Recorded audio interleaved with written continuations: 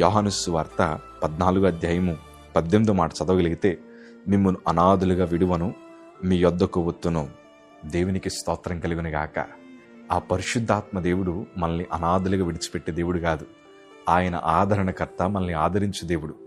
ఈ విరిగిపోయిన హృదయాన్ని ఎవరు కడతారయ్యా అంటే, ఆ ఆదరణకర్త యొక్క పరిశుద్ధాత్ముడు ఈ విరిగిపోయిన హృదయమును కట్టడమే కాదు, మనకి సమీపంగా ఉండే దేవుడు, మన దగ్గరకు వచ్చే దేవుడు. నీ దగ్గర ఆస్తి లేదని వదిలేశారు కదా, నీ దగ్గర ఉద్యోగం లేదని వదిలేశారు కదా, నువ్వు సంతోషపడుతుంటే చూసి ఓర్వలేక నీ మీద నిందలు వేసి వెళ్ళిపోయారు కదా, అందరూ ఉన్న అనాథులుగా ఒంటరిగా బ్రతుకుతున్నారు కదా, ఈరోజు నా 2 చేతులు జోడించి చెప్తున్నాను, మీరు అనాథులు కాదయ్యా, నా ప్రభు మీ పక్షాన ఉన్నాడు.